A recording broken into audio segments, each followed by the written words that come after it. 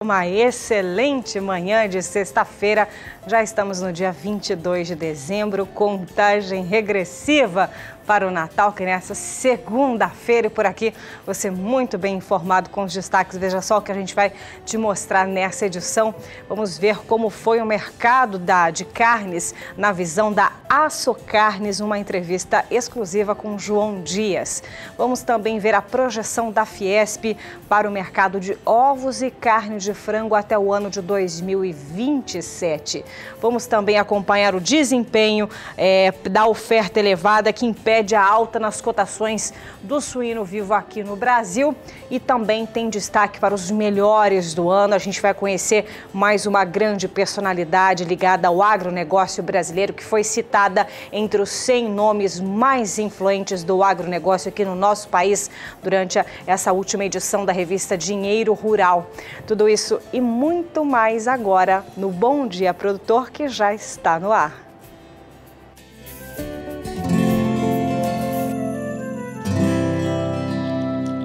Acorda que o galo já cantou e o sol já vem fazer brotar mais um novo dia.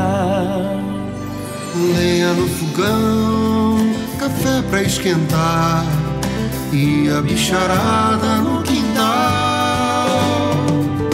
Horta pra molhar, tira leite no curral, arreia o cavalo, tem gado pra campear.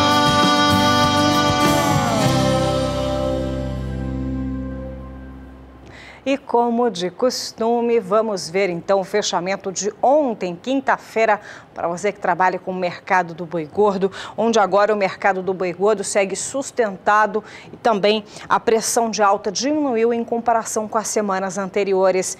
Detalhes com a Scott Consultoria. Olá, hoje é dia 21 de dezembro de 2017, quinta-feira. Quinta-feira com o mercado do boi mantendo o cenário de firmeza que a gente já vê há 2 ou 3 semanas. Muitas indústrias, o contraponto disso é que muitas indústrias já começaram a diminuir a pressão de compra, o ímpeto para compra, já estão com escalas praticamente feitas até o final do ano, já começam a pensar no planejamento de 2018, nas primeiras compras de 2018, mas isso naturalmente reduz a velocidade e a intensidade que ela sai no mercado para comprar. Por outro lado, os pecuaristas também, à medida que vai se aproximando no final do ano, começam a ofertar menos animais para as indústrias. Você tem as festas, você tem também, por opção, muitos pecuaristas deixam para vender o gado o ano que vem, para fugir do imposto de renda. Então são situações que acabam aí, de uma forma ou de outra, controlando o mercado e mantendo o cenário de firmeza, o cenário de reajuste que a gente continua tendo. No mercado de carne bovina, pela 7ª semana seguida a gente teve reajustes positivos no preço da carne sem osso. Atingimos aí o preço médio maior do ano, então até que enfim, o mercado começou a trabalhar ou trabalhou movimento sazonal esperado de melhora de consumo nesse final de ano. Então a gente deve terminar o 2017 com uma cara muito diferente do que a gente viu ao longo de todo o ano. Mercado firme, com venda de carne boa, e isso é uma situação que nos começa a dar boas perspectivas para 2018. Bom, pessoal, um grande abraço a todos, até a próxima. Eu sou Alex Lopes, zootecnista e consultor de mercado da Scott Consultoria. E reforçando essas informações atualizadas pela Scott Consultoria, por aqui é hora de darmos um giro pelas regiões aqui do nosso país, acompanhar como está a média a cotação da arroba do boi gordo. E a gente começa com a região sudeste, onde foram observados altas e também quedas. E é isso que você acompanha a partir de agora aqui no Bom Dia Produtor, nesta manhã de sexta-feira. Para a região sudeste, alta de 50 centavos em Barretos e Araçatuba, interior do estado de São Paulo, mas também queda de R$ 2,00 no norte mineiro. Com isso, os valores Barretos e Araçatuba, interior do estado de São Paulo, R$ 146,50. Já Belo Horizonte, R$ 144,50 no estado de Minas. O Triângulo Mineiro, R$ 141,50, a cotação da arroba do boi gordo à vista. Na parte sul de Minas, R$ 139,50, a queda de R$ 2,00, então agora no norte de Minas Gerais, R$ 144,50. Rio de Janeiro, R$ 141,50, enquanto que Espírito Santo, R$ 138,50. Vamos agora lá para a região sul do país, acompanhar também a média atualizada pela Scott Consultoria, valores atualizados de quarta para quinta-feira.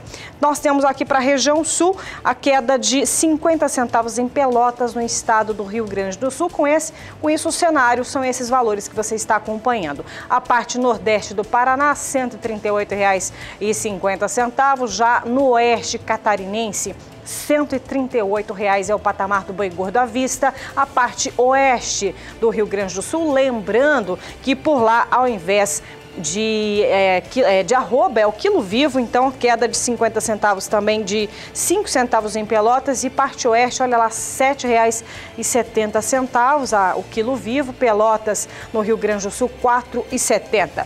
Agora vamos subir um pouquinho o mapa brasileiro, vamos para a região centro-oeste, acompanhar as valorizações para a parte de Goiás e Mato Grosso do Sul. Alta de R$1 em Campo Grande, de 50 centavos em Dourados. Aqui nessa tela que você está vendo aqui com Bom Dia. Goiânia, R$ 142,50, o mesmo valor da parte sul de Goiás. Já Campo Grande, R$ 133. Dourados, R$ 132,50, enquanto que Três Lagoas, R$ 131 é o preço da cotação da arroba do boi gordo à vista. Agora vamos para a parte mato-grossense da região centro-oeste e esses são os valores. Cuiabá batendo R$ 131, parte norte do Mato Grosso, R$ 127. A parte sudeste mato-grossense, R$ 129,50, enquanto que sudoeste do Mato Grosso, R$ 130. Vamos lá para a região nordeste, onde foi observada uma alta de R$1 no oeste do Maranhão. Alagoas ainda em R$ 153, a parte oeste da Bahia R$ 148, a parte sul baiana R$ 140, enquanto que a parte oeste do Maranhão, aí sim nós tivemos aí essa diferenciação no valor, R$1 no oeste do Maranhão, essa alta, agora em R$ 140,50. Agora nós vamos para finalizar a região norte do país na tela do seu televisor e você vê queda de 50 centavos no sul de Tocantins. E com isso, são esses os valores que a gente está observando. O Acre ainda em R$ 119, Redenção no Pará, R$ 131, Marabá no Pará, 134, o mesmo valor de Paragominas, a parte sudeste de Rondônia em 131, a parte sul de Tocantins R$ 138, enquanto que a parte norte também do Tocantins, o valor é de R$ 137 e com isso você observou, demos esse giro pelas regiões brasileiras, valores atualizados então de quarta para quinta-feira na análise da Scott Consultoria. Vamos falar agora sobre clima. Clima aqui na região centro-oeste, chuvas mais frequentes, deve vir também para os próximos períodos, deve começar janeiro, aliás, com chuva. Quem vai dizer para a gente os detalhes é ela, Juliana Rezende, da Somar Meteorologia. Agroclima, oferecimento Santa Helena, as melhores sementes de milho para grãos e silagem. Olá, bom dia a todos. Essa situação favorável em relação ao crescimento dos pastos na região centro-oeste deve persistir até o começo de janeiro de 2018. Agora, a disponibilidade hídrica do solo ainda segue bastante elevada, especialmente no Mato Grosso e em Goiás, onde os índices ficam em torno de 90%. E algumas áreas aqui no noroeste do Mato Grosso, o índice é de encharcamento do solo. No Mato Grosso do Sul, os últimos dias de tempo mais seco acabaram diminuindo a disponibilidade hídrica do solo, ficando em torno agora de 60% a 70%. No decorrer dos próximos 5 dias, instabilidades ainda vão trazer mais umidade da Amazônia para o centro do país. E aí tem previsão de chuva abrangente na região centro-oeste e chuva que ganha força, principalmente no Mato Grosso do Sul. Aqui nas áreas mais ao sul do estado, previsão de temporais no extremo sul sul-mato-grossense, acumulados elevados de até 100 milímetros. No decorrer da segunda semana, essa chuva já começa a perder um pouco mais de intensidade. Dessa vez, as chuvas aqui nas áreas centrais ficam bem mais fracas, acumulados baixos, em torno de 15 milímetros. Mas, de maneira geral, é uma chuva que acaba ocorrendo de maneira mais significativa negativa em grande parte dos pastos da região centro-oeste. No decorrer da última semana, mais para o começo do mês de janeiro, as instabilidades agora na região centro-oeste voltam a ganhar intensidade. Um canal de umidade vai voltar a atuar e aí tem previsão de pancadas mais fortes em Goiás, principalmente acumulados elevados, de até 70 milímetros em apenas 5 dias. Então, ao longo das próximas semanas, até o começo de janeiro, tem previsão de chuva persistente e ainda que ganha intensidade nas principais áreas de pastagens da região centro-oeste. Com isso, os pastos seguem mantendo bom ritmo de crescimento e bom potencial produtivo. Daqui a pouco eu volto com mais previsão do tempo. E por aqui mais informações, final de ano, já é hora de fazer balanço de várias empresas e instituições ligadas ao agronegócio brasileiro. E olha, falando em agronegócio, a pecuária brasileira passou por um ano muito turbulento, não é mesmo? Durante esse ano, o que será que podemos esperar já para 2018 e qual a lição que tiramos de 2017 para o mercado da carne? É o que você vai conferir agora do Bom Dia Entrevista.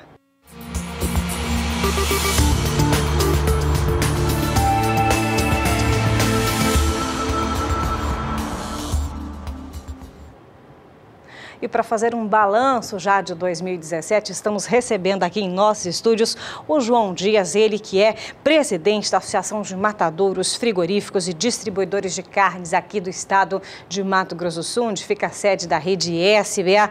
Bom dia, João, seja muito bem-vindo. Esse ano não foi nada fácil, não é mesmo? Não.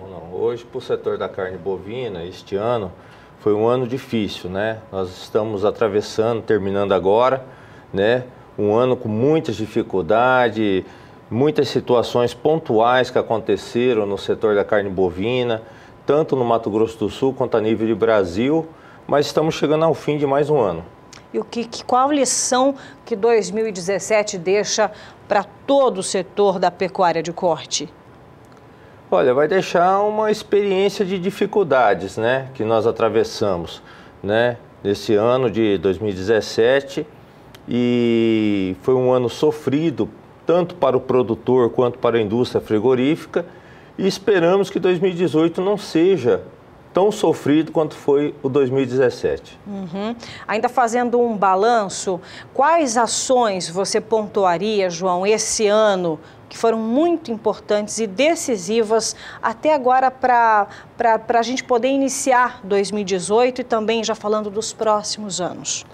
Olha, nós tivemos aí diversas ações aí que pontuaram no setor da carne bovina em 2017, que foi inclusive noticiado por toda a mídia, a questão dos próprios escândalos envolvendo, né, setores frigoríficos, né?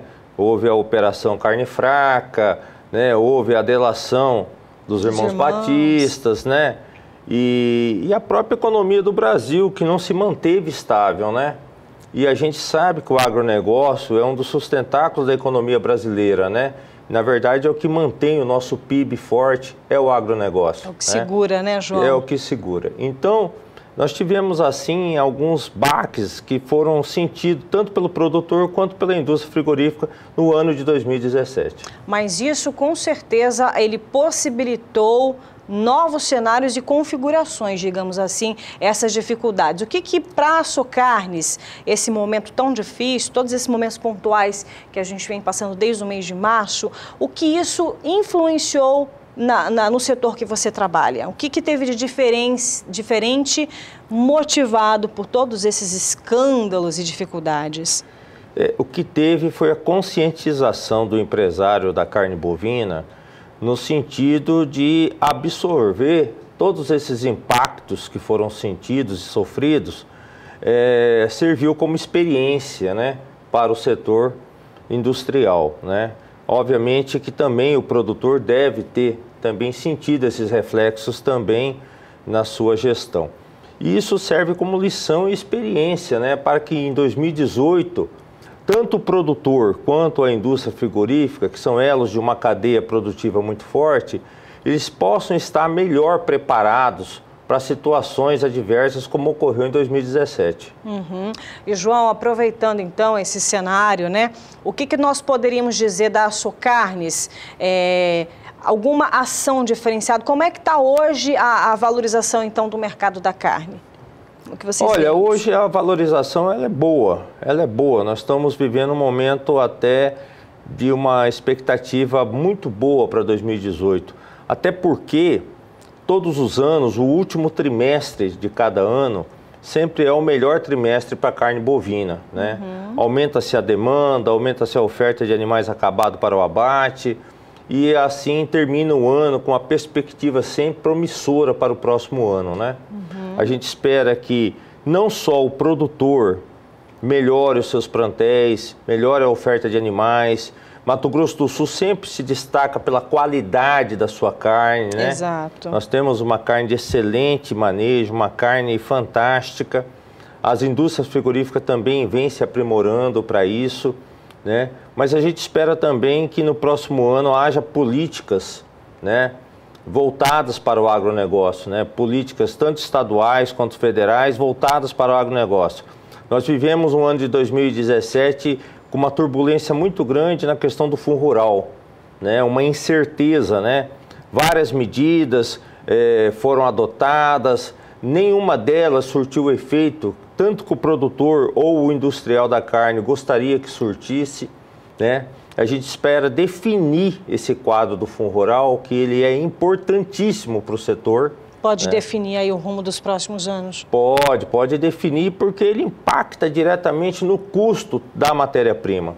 Então a gente precisa que o governo federal tenha uma política mais clara, mais objetiva, em termos de cobrança de tributos, né, para que o produtor possa se programar, se preparar melhor, né, para produzir a sua matéria-prima.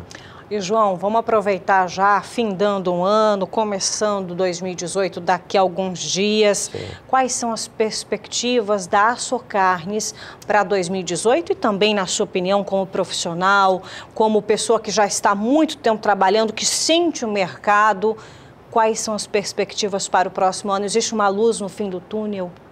Existe, nós acreditamos... Que é um ano político também, né, João? Também. Tem esse fator aí, que de uma certa forma ele influencia na economia do Brasil, né?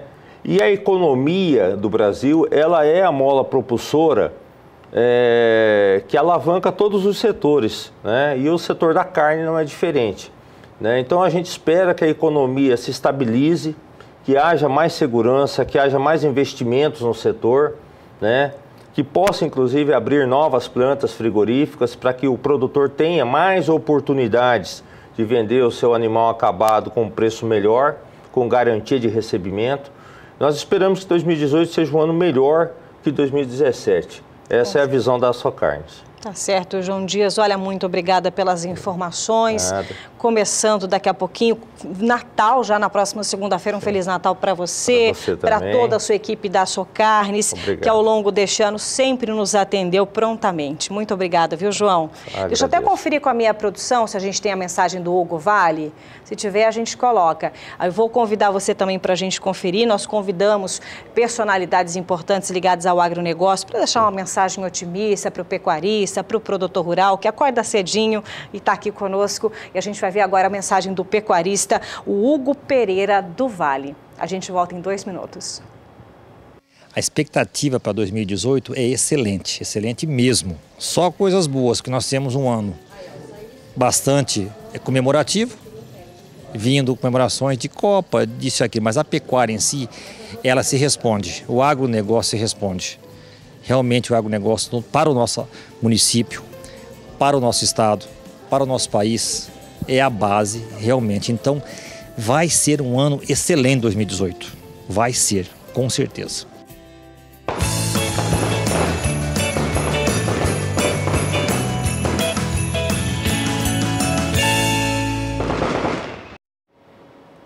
Sete horas e 43 minutos pelo horário de Brasília. Excelente manhã de sexta-feira para você que está aqui conferindo a programação do Canal do Boi. Você acabou de ver, viu? 24 e 25, 8 horas da noite, programa imperdível para você e para toda a sua família.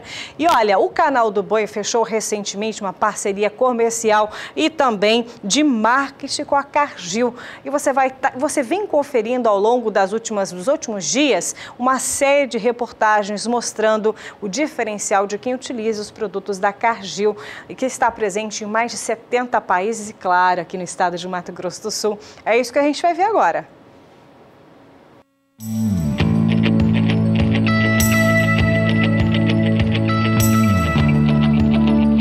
As parcerias movem nosso negócio. Unindo forças, difundindo tecnologia e conhecimento, é que incrementamos a produtividade com a segurança que o agronegócio precisa. Na pecuária, essa força ganha 2 novos aliados. SBA e Cargill, através de sua divisão de nutrição animal, a Nutron, juntam suas equipes para fortalecer a produção de carne sustentável e economicamente viável que o Brasil se propõe a mostrar.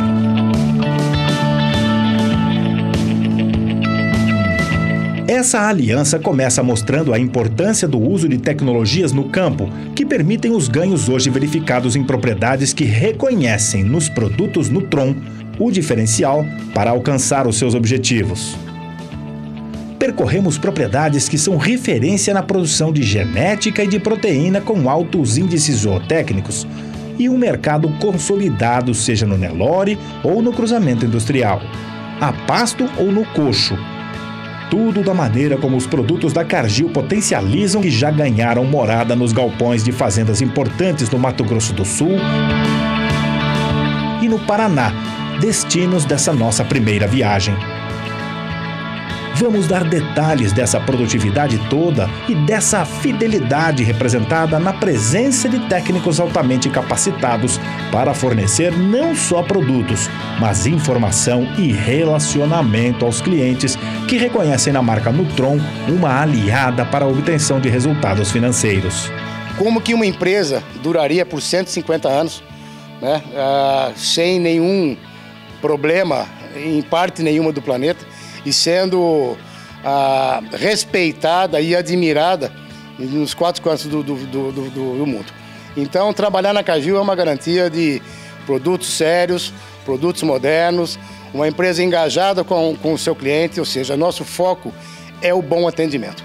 O nosso produto ser de excelência é nossa obrigação básica. Se nós estamos trabalhando com nutrição, nada mais lógico do que termos o melhor produto.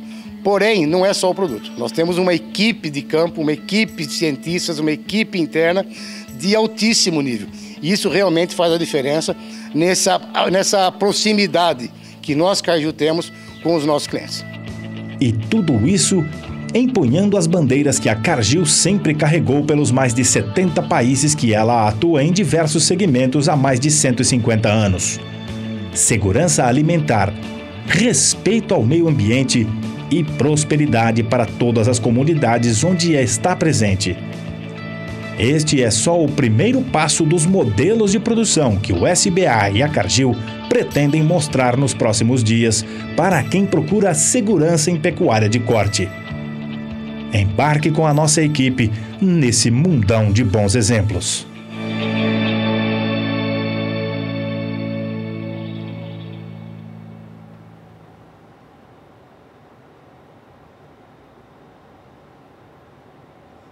E falando em bons exemplos, eu vou trazer um ótimo exemplo para você, inspirador, que inspire você e todos ao seu redor.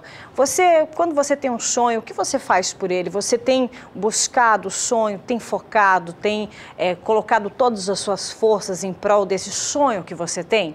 Pois muito bem, nós vamos ver agora uma entrevista com Felipe Massetti Leite. Ele vem sendo conhecido como Cavaleiro das Américas. Ele teve um sonho, ele estava lá no Canadá e veio a cavalo aqui para o Brasil, uma jornada incrível, como a gente vai ver agora na entrevista com o Adriano Idival, que ele vai te passar todos esses detalhes. Nós passamos aqui um vídeo também do Felipe Massetti Leite durante essa jornada, ele já participou em vídeo aqui conosco, mas ele esteve aqui em Campo Grande, onde fica a sede da rede SBA, conversou com o Adriano Idival, um bate-papo muito bacana, e veja como é inspirador você seguir os seus sonhos.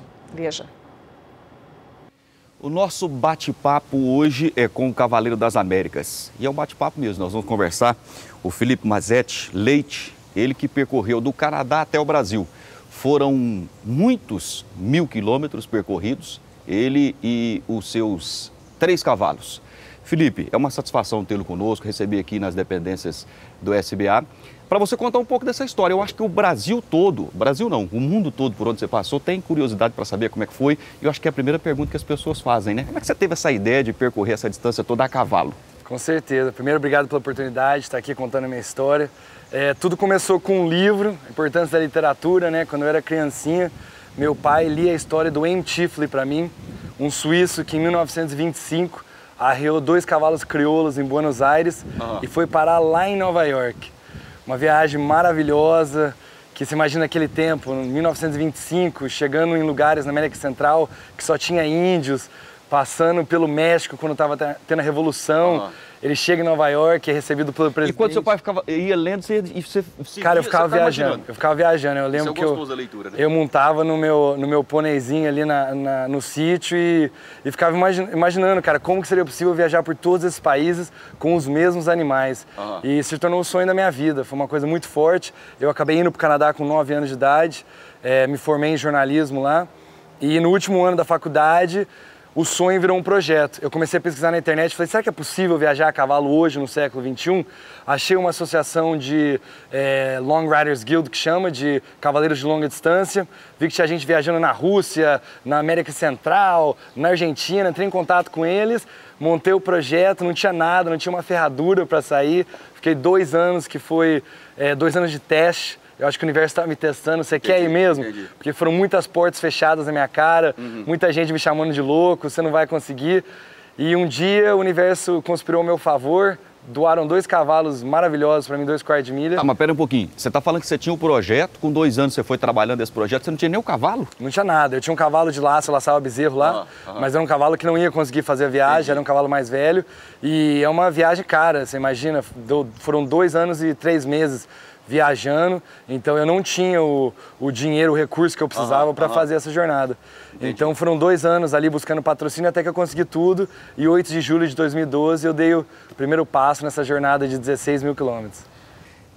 Aí você começou no Canadá, veio percorrendo. Na época que você saiu de lá, estava frio ou calor? Calor, muito calor, 40 graus, foi bem sofrido pra gente. Principalmente para os animais? Principalmente para os animais. A gente tinha que tentar sair bem cedo, antes do sol nascer já, parar depois, antes do almoço, descansar, tirar a sela, esperar a tardezinha para continuar. Muita água, muito soro para os cavalos, vitamina, cuidar deles como os filhos, porque senão não chega, né? Felipe, qual foi a maior dificuldade que você enfrentou? Por exemplo, quando você sai, existe um período de adaptação. Claro. Você vai caminhar os primeiros 10 dias, 15 dias, tem uma adaptação.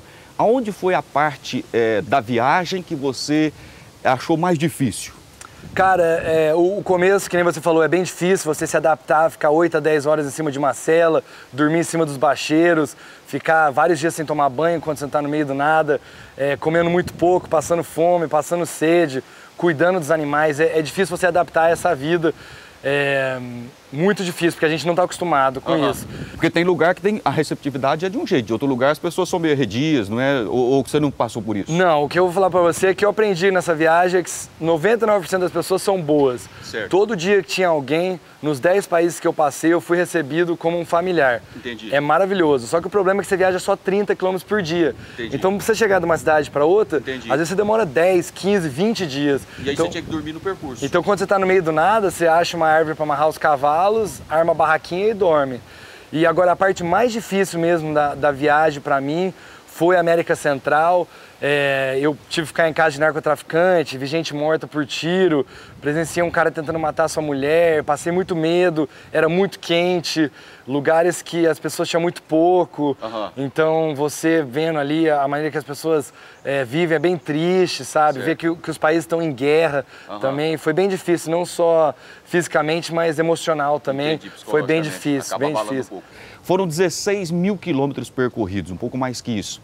E perigo? Você passou algum perigo de vida? Que a sua vida correu risco, assim, em alguma situação? Passei, cara.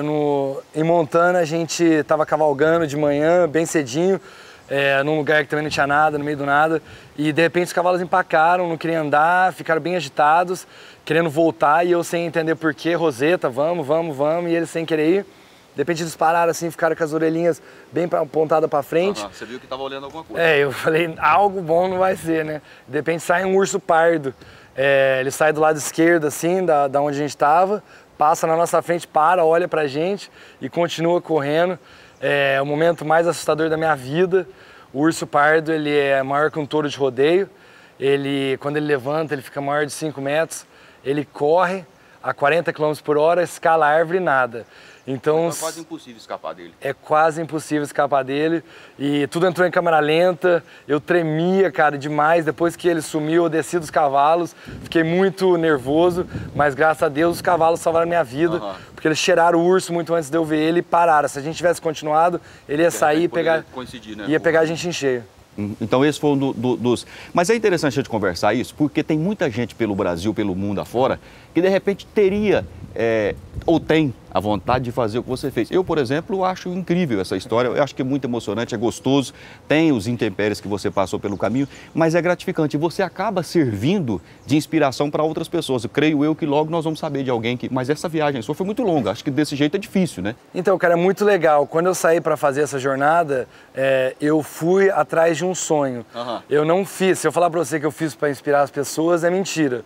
Eu fiz por mim, pelo Felipe. Eu queria, era o sonho da minha vida. Felipe, na verdade você teve a ideia de escrever um livro. Você lembrou da história que seu pai contou, falou, eu vou escrever um livro. Eu também vou escrever o livro. E o legal é que quando eu cheguei, eu vi essa dimensão, que a viagem acaba inspirando as pessoas. Uma coisa que eu nunca imaginei. E não só pessoas que vão um dia fazer uma viagem a cavalo. Eu converso com pessoas que querem estudar veterinária, pessoas que querem ser jogador de futebol, pessoas que têm um sonho de viajar o mundo de moto, que às vezes tinham medo, tinham receio, mas lendo meu livro, vendo da minha história, eles começam a ver que os medos que a gente tem na nossa cabeça antes de dar o primeiro passo são muito piores do que o que vai acontecer na jornada. Então a viagem acaba inspirando pessoas de todos os lugares do mundo, de todas as profissões, não são só as pessoas que gostam de cavalo, que querem fazer uma viagem a cavalo, mas todo mundo que tem um sonho. O engraçado é que uma viagem como essa está falando sobre pessoas que gostam ou não gostam de cavalo, às vezes não tem, gostam, mas não tem contato, né? Porque tem muita gente que gosta de certas coisas, mas acaba não tendo contato, né? Claro. Gosta, acha bonito. E o cavalo, além de tudo, ele tira o seu estresse. Numa viagem como essa, a gente acha que é uma viagem estressante, mas muito pelo contrário. Pelo que você fala, não é uma viagem estressante. Ela é uma viagem difícil, mas dá um prazer, né? Com certeza. Nossa, o cavalo é terapia pra gente que vive nesse mundo, né? Eu sempre falo que eu sou muito grato de ter nascido no meio dos cavalos. As maiores e melhores lições da minha vida eu aprendi com esses animais. Hoje eu acho que eu sou uma pessoa muito melhor graças a essa influência, a esse contato que eu tive com o cavalo desde criança. E o cavalo é um idioma universal que une pessoas de lugares diferentes. Você cria uma amizade muito forte com as pessoas no caminho durante que você vai viajando, graças ao cavalo. Voltando a falar desse caminho, o que você viu nessa trajetória, nesses 16 mil quilômetros, que chamou a sua atenção? Gente, eu não sabia que isso era assim, isso é diferente. Algo inusitado. Cara, muitas coisas. Eu acho que... Mas o que mais me impactou como jornalista foi as mudanças climáticas que a gente está vivendo hoje. Todos os países que eu passei era a pior seca da última geração, dos últimos 100 anos. Nos Estados Unidos eu ia dormir com os cavalos sem água. Tinha que dar óleo de cozinha para eles para prevenir cólica, passei muito medo. Na Bolívia eu cheguei em lugares que eu não podia dar água para os meus cavalos nos rios, de tão poluídos que eles estavam. No Brasil, no ano que eu cheguei, o nosso sítio, que tinha uma nascente de mais de 40 anos, secou pela primeira vez.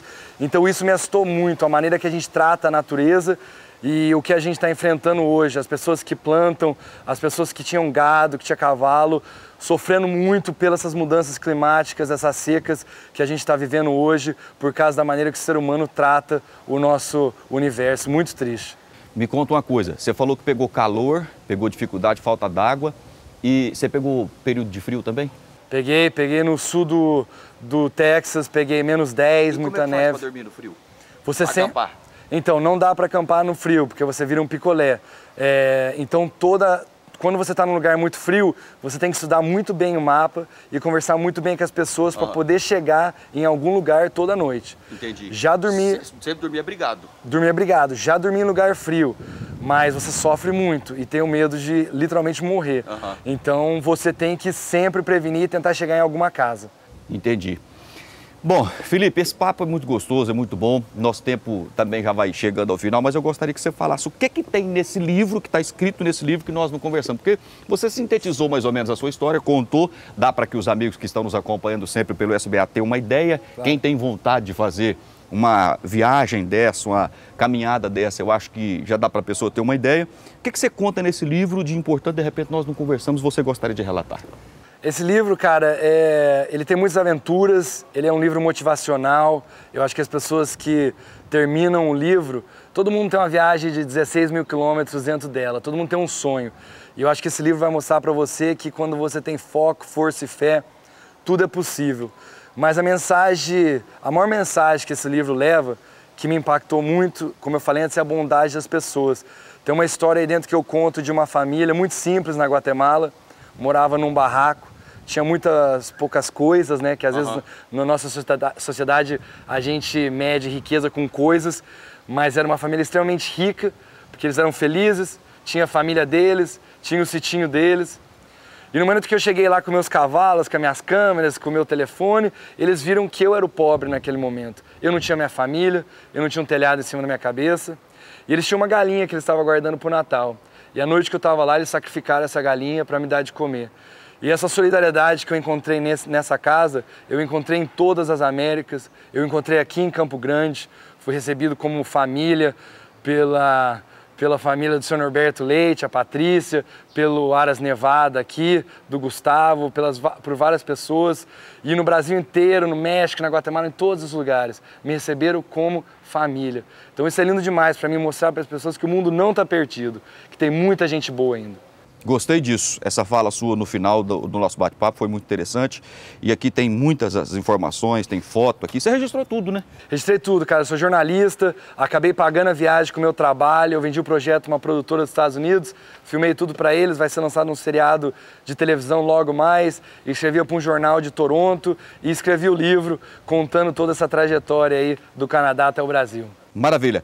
Felipe, sucesso para você, meu amigo, e lembrando que nós estamos sempre de braços abertos para te receber e mostrar um pouco da sua história para o Brasil e para o mundo. E é interessante a sua fala quando você diz que o mundo tem jeito, o mundo não está perdido. Tá perdido não, muita gente boa. Muito obrigado, irmão. Valeu, sucesso, meu irmão. Valeu. Valeu. Tá vendo? Buscar o sonho traz muitas realizações. Através desse sonho do Felipe, ele construiu um livro e também vai servir agora para um filme. Tá vendo? Já deixamos aí para você, 2018, pensar num sonho, colocar ele em prática. Eu tenho certeza que dá para sair do papel o sonho e com certeza ser muito feliz. Muita gente boa no meio do caminho, tenho certeza que vai te auxiliar nesse processo. Nós vamos para um breve intervalo comercial, mas você vem acompanhando mensagens deixadas por pessoas, empresas ligadas ao agronegócio brasileiro, que ao longo de 2017 esteve aqui conosco presente todos os dias, trazendo informações para você e para toda a sua família. Agora a gente vai ver da Germipasto. Guilherme Beretta vai deixar uma mensagem de Natal, de felicitações para 2018 também. Eu volto daqui a pouquinho, depois do intervalo comercial. Olha, eu, Guilherme Beretta, em nome de toda a equipe da Germipasto, dos diretores, dos supervisores e também de todas as pessoas que compõem a nossa equipe, quero desejar a você um final de 2017 excelente, um próspero 2018. Como sempre, a Germipasto faz sólidas parcerias com você, produtor rural. Agradecer a todos que depositaram toda a confiança na empresa durante esse 2017 e dizer que 2018 seja um ano melhor para todo mundo e que você tenha aí sucesso, como sempre, na sua produtividade, na sua empresa rural, que nós tratamos dessa forma.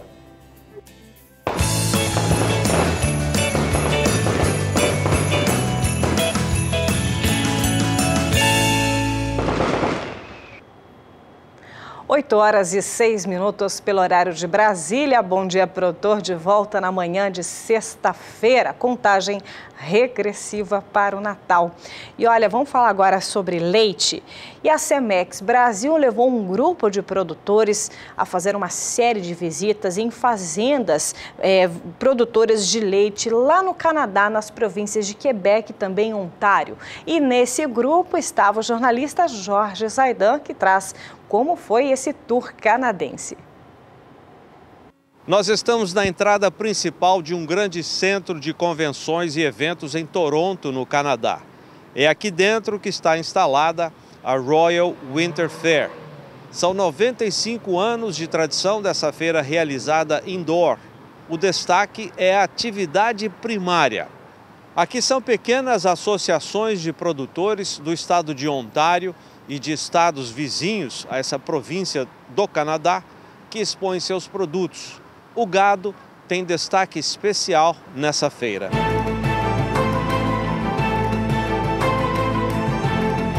Quem ouve falar de uma feira agrícola na maior cidade do Canadá, a cosmopolita Toronto, imagina encontrar a última tendência em tecnologia de produção de alimentos e de super máquinas que trabalham sozinhas. A Royal Winter Fair bem que poderia ter os últimos lançamentos de tudo para o campo, mas não. No caso da quase centenária mostra, a modernidade é relegada a segundo plano. Os canadenses se mantêm fiéis a uma tradição que começou nos anos 20 do século passado, quando havia um sonho de unir leste e oeste do segundo maior país do mundo em área territorial. A Royal é realizada na chegada do frio em novembro, quando são reverenciados os mais de 100 mil soldados mortos na Primeira Grande Guerra. O símbolo da lembrança é uma papoula, flor vermelha que fica estampada nas roupas do canadense.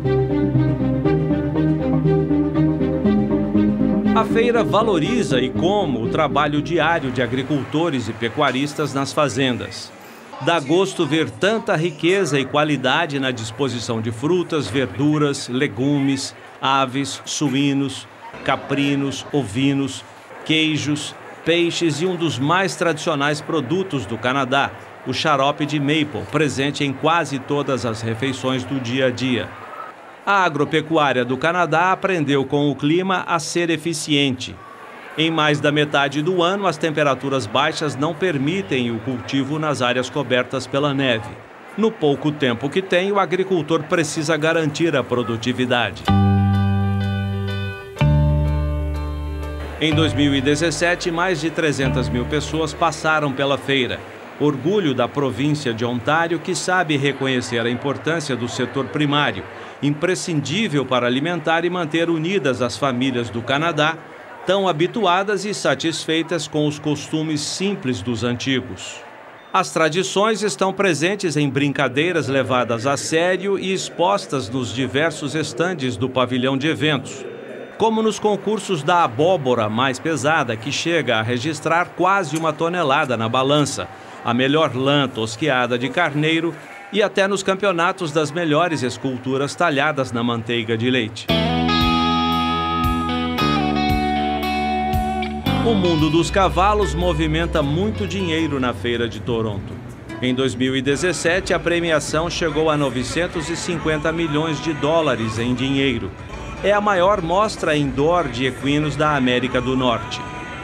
Jovens e adultos, alguns até com participação em Jogos Olímpicos, se revezam na pista adaptada para o hipismo, que recebe também senhoras empenhadas em mostrar elegância no melhor conjunto condutora cavalo-charrete. Tudo é motivo para competições sadias, de um povo que tem poucas opções de praticar esportes e de lazer em áreas descobertas expostas ao calor, como há tantas no Brasil. No gado de corte, destaque para os rebanhos de sangue Angus, a principal raça produtora de carne no Canadá, ou de cruzamento de Angus com uma raça desconhecida no Brasil, a Maine Anjou. Este reprodutor foi reservado grande campeão. Na fase adulta, o touro pode chegar a 1.400 quilos de peso. No gado leiteiro, atrações não faltaram nos julgamentos de vacas Jersey, pardo suíço e de Ayrshire, raça pouco conhecida no Brasil. Para o grupo dos brasileiros levados ao Canadá pela Cemex, o grande destaque foi a mostra do holandês, considerada a segunda maior da raça no mundo, atrás apenas da exposição de Madison, realizada em outubro nos Estados Unidos. A nata do holandês canadense marca presença em Toronto. Dá para imaginar como é grande a disputa pelos campeonatos. O Canadá conta hoje com um rebanho de 950 mil vacas em lactação. Em 2016, produziu 9 bilhões e 300 milhões de litros de leite. O país possui quase 11 mil fazendas tecnificadas com uso de ordenhadeira mecânica e robôs. As grandes propriedades, tocadas por famílias com a ajuda de poucos funcionários, produzem em média 12 mil litros na lactação anual, ou cerca de 40 litros por vaca ao dia, segundo o Centro de Informação do Leite do Canadá. As vacas da feira de Toronto produzem mais que a média nacional. Nelson Ziusdorf, presidente do Grupo Cemex do Brasil, destaca a produção de vacas de primeira cria. Nesse display que a Cemex organizou, nós temos vacas de touros genômicos que estão no primeiro parto com 70 quilos de leite, 72 quilos de leite.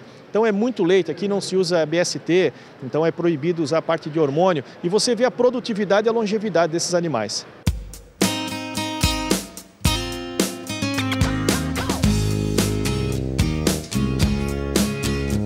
Aqui na Royal Winter Fair, em Toronto, o julgamento das raças é tratado como os grandes espetáculos. Tanto é que a pista de julgamento foi montada dentro de um estádio onde são disputadas grandes partidas do hóquei, um esporte muito popular aqui no Canadá. E os julgamentos contam com toda a tecnologia disponível para os grandes espetáculos. Como é a última exposição do ano, esses animais vêm sendo selecionados nas diversas exposições que vão acontecendo ao longo do ano no Canadá e nos Estados Unidos. Então o que vem para cá realmente são as vacas que vêm ganhando já, ou que vão indo bem nas várias outras exposições ao longo do ano. Então um título aqui realmente é além de ser um orgulho muito grande para o criador, valoriza muito não só o animal como o próprio criatório dele, né? Para a Cemex Alliance, criada por produtores de leite do Canadá, e para seu braço no Brasil, o Grupo Cemex, a Royal é um grande cartão de visitas. E a Cemex, por ser uma cooperativa de propriedade de criadores, é muito importante que a gente traga esses criadores para cá, tanto de todas as províncias que aqui representam, para conhecer o que tem de melhor, para avaliar todo o trabalho de melhoramento genético feito durante o ano em todas as raças de leite, para a gente poder fazer essa avaliação durante essa semana aqui em Toronto. A Cemex tem uma presença muito forte dentro não só da Royal, como também da exposição de Madison, que é uma outra exposição muito grande nos Estados Unidos. Nós temos hoje alguns touros que têm dado um resultado muito forte na pista, né? Nós tivemos agora, terminou a coisa de 1 hora, todo o campeonato de animais jovens da raça holandesa, e o touro que mais pontuou, ou seja, que teve mais filhas pontuadas, foi um touro chamado Dorman, Valbisson Dorman, que é um touro nosso que também tem feito muito sucesso no Brasil. E além dele, nós temos alguns outros touros que têm ido muito bem, como Solomon, que é um filho de Dorman. E esses animais que estão aqui na pista, quando a gente olha a produção desses animais, nós vemos uma produção muito significativa de leite, né? Então são vacas jovens que estão produzindo 45, 48, 50 litros de leite. Então não é só na pista, né? A gente tem essa participação forte na pista, mas também acompanhado aí de muita produtividade por parte desses animais, né? Para o presidente executivo da Cemex Alliance, a Royal é uma vitrine para a agricultura internacional.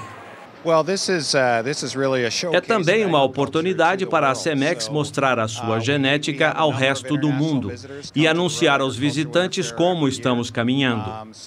Nossa marca está presente em 110 países. Em 2017, tivemos recorde de crescimento com vendas de 13 milhões de doses de sêmen. No passado, nosso maior mercado era a Europa, mas agora diversificamos a atuação com expansão no Brasil, na Ásia e no Oriente Médio. O Brasil e a China são hoje os mercados que mais crescem. O Brasil é o segundo maior destino para nossos produtos.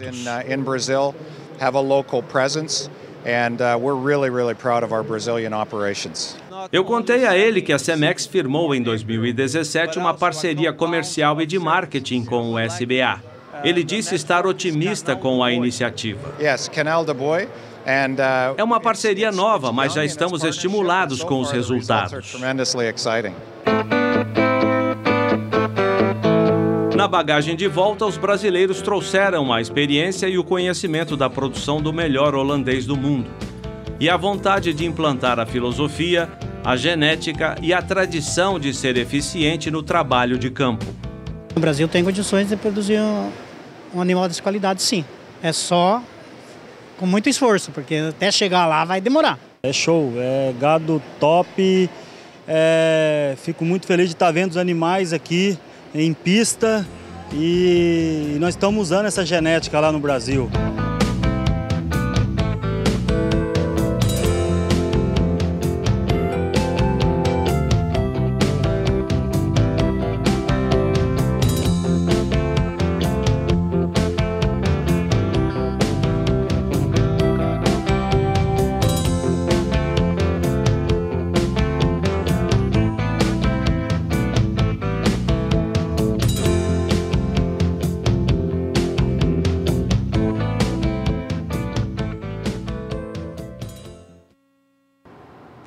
Bons exemplos que vieram lá do Canadá fazem toda a diferença. Cemex Brasil de Norte presente aqui em todo o país, trazendo melhoramento, genética, tecnologia. Agora vamos trocar de assunto, eu vou trazer informações para você, produtor e produtora da região Sudeste. E eu chamo a sua atenção áreas de instabilidade presentes nesta região. Isso já vem trazendo chuva há algum tempo, mas eu chamo aqui a atenção, então, muita atenção você que é do estado de São Paulo e sul de Minas Gerais, é onde deve vir então um maior número também, maior volume de água para os próximos períodos, o suficiente para ter as boas condições hídricas do solo e até encharcamento, Juliana? É com você. Isso mesmo, as áreas mais necessitadas na região sudeste é que devem receber as instabilidades mais fortes ao longo dos próximos dias, que deve ficar concentrada especialmente no estado de São Paulo. A disponibilidade hídrica do sudeste fica um pouco mais baixa no interior paulista. Agora, nos próximos 5 dias, tem previsão de chuva forte para o interior paulista, acumulados elevados, em torno de 70 milímetros em grande parte do estado de São Paulo até o sul de Minas Gerais. Isso ocorre pela formação de áreas de baixa pressão, mais a passagem de uma frente fria pela costa da região. Só que essa chuva ela não vai se espalhar de maneira expressiva pela região. Nas áreas mais ao norte de Minas Gerais e até o Espírito Santo, a chuva não alcança com maior intensidade. E aí o volume de chuva vai ser baixo, as pancadas vão ser muito isoladas. No decorrer da segunda semana, essa chuva começa a migrar um pouco mais para as áreas mais ao norte do sudeste. Aí tanto Minas Gerais como também o Espírito Santo é que devem receber as pancadas mais fortes e não se descarta o risco para temporais. No decorrer do terceiro período, a primeira semana do mês de janeiro deve ser marcada ainda pela intensificação das chuvas. As instabilidades ganham intensidade e aí se espalham pela região sudeste. Grande parte de Minas Gerais deve receber acumulados expressivos. O interior paulista que também recebe chuva mais forte, então tanto São Paulo, Minas Gerais, como também o Espírito Santo é que devem receber as pancadas mais significativas no começo do mês de janeiro. Então os pastos do sudeste devem manter bom ritmo de crescimento até pelo menos o comecinho do mês de janeiro, porque tem previsão de chuva forte e ainda persistente na região sudeste. Daqui a pouco eu volto com mais previsão do tempo. E por aqui, mais informações. E você, ao longo do ano, tem acompanhado aqui os produtos da Germipasto, trazendo orientações importantes sobre diferentes tipos de forrageiras, sobre a VDTEC Multi, também a Semente Select. E hoje eu vou chamar a sua atenção, a gente vai trazer uma matéria que a equipe da Germipasto fez lá na Embrapa Gado de Corte, mostrando a importância de adquirir somente sementes certificadas. A pirataria de sementes existe e complica bastante, viu? Meio de campo, fora o prejuízo, viu, produtor? De olho nessa informação, pirataria, vamos combater a pirataria de sementes, como a gente vai ver agora com a Semex, ou com a Germipasto.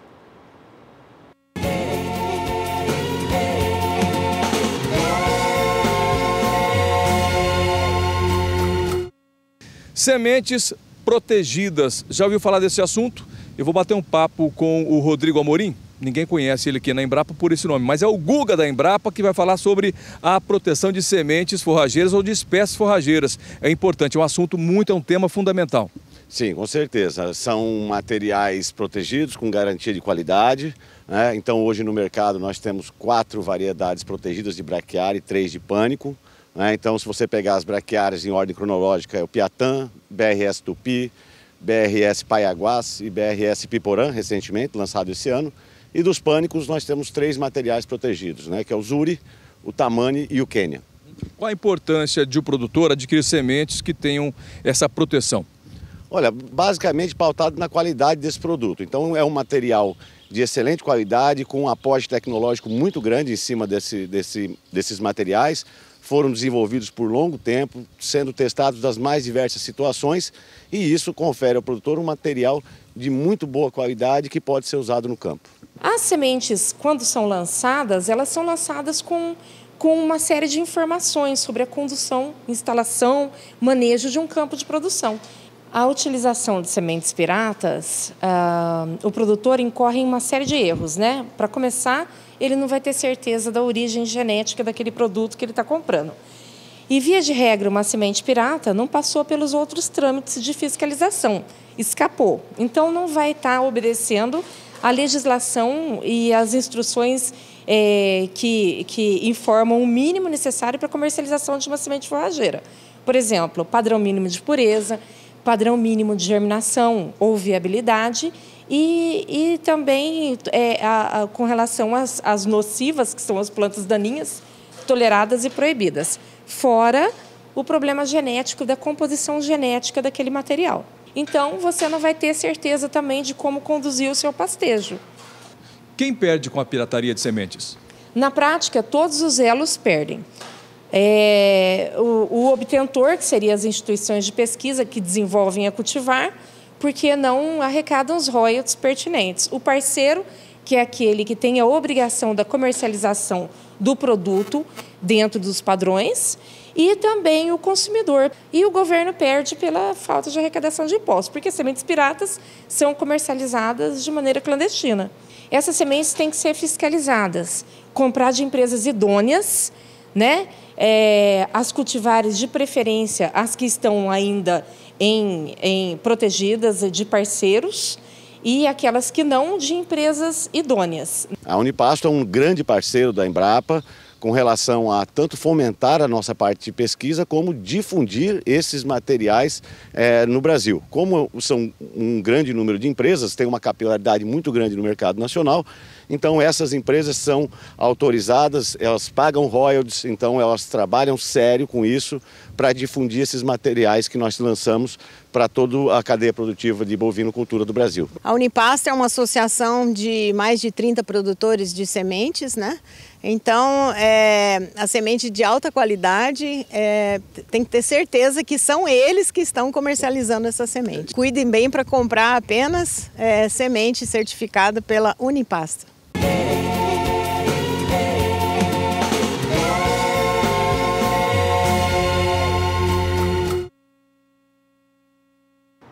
E por aqui, depois dessas informações, vamos combater a pirataria. Não é bacana, é prejuízo na certa no bolso, aí no seu bolso, viu, produtor e produtora que está aqui sintonizado. Nós vamos para um breve intervalo comercial, mas como de costume, todo final de bloco, você vem acompanhando mensagens deixadas por personalidades ligadas ao agronegócio brasileiro. E agora a mensagem do pesquisador da Embrapa Gado de Corte, o Rodrigo Amorim, e eu volto rapidinho, em 2 minutos, é tempo de você beber um golinho de café. Eu tô te esperando.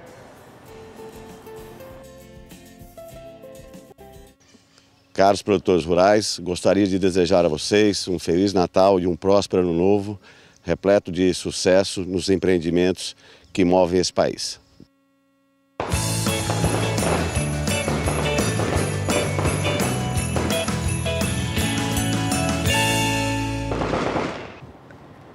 Oito horas e 32 minutos pelo horário brasileiro de verão. Para você, uma excelente manhã aqui em companhia do Bom Dia Produtor. E final de ano ainda em tempo de homenagear personalidades que trabalham em prol do agronegócio brasileiro. E nesse último mês de novembro, a edição da revista Dinheiro Rural trouxe os 100 nomes mais influentes do agronegócio. E desses 100, destaque para 4 nomes, 4 personalidades aqui do estado de Mato Grosso do Sul. Foram 2 na categoria proteína animal, 1 do governo e 1 também da Iniciativa Sustentável e mais 2 aí pelos trabalhos realizados nas demais esferas. E hoje nós temos a oportunidade de conversar com mais uma personalidade. Semana passada nós falamos com Rui Facchini, que trabalha também em prol do agronegócio. E todos os detalhes é o que você acompanha nos próximos minutos no Bom Dia Entrevista.